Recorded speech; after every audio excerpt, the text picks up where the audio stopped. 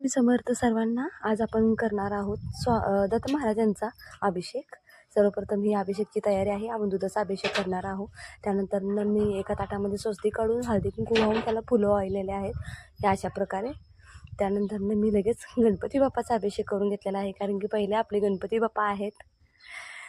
श्री गणेशाय नमः, श्री गणेशाय नमः, श्री गणेशाय नमः, श्री गणेशाय नमः, श्री गणेशाय नमः, श्री गणेशाय नमः. बघू शकता तुम्ही अशा प्रकारे. त्यानंतर मी लगेच दत्त महाराजांचा अभिषेक करून घेतलेला आहे.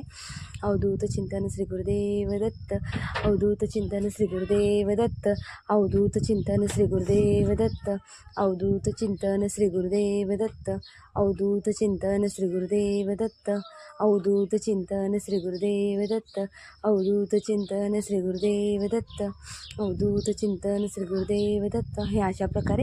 आणि त्यानंतर जे आपण अभिषेक केलेलं पाणी असते ते थोडंसं का असे ना घरभर शिंपडून घ्या, जेणेकरून पायाखाली पडणार नाही अशा वेळी. कारण की कधीही तुम्ही अभिषेक कशाचाही करा, पाण्याचा करा किंवा दुधाचा करा, त्यावेळी घरात आपल्या ते पाणी शिंपडवा. आणि त्यानंतर मी जे राहिलेलं पाणी असतं हे माझ्या कुत्र्यांना मी ओतत असते, कारण ते दुधाचंच असते. त्यानंतर तुम्ही बघू शकता आपली ही देवपूजा, आजची ही देवपूजा अशी आहे. आणि खरंच आज माझे स्वामी खूप छान नटलेले आहेत.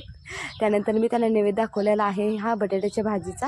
आणि हा ब्लॉग तुम्हाला जरा जरी आवडला असतो तर लाईक करा, शेअर करा, सबस्क्राईब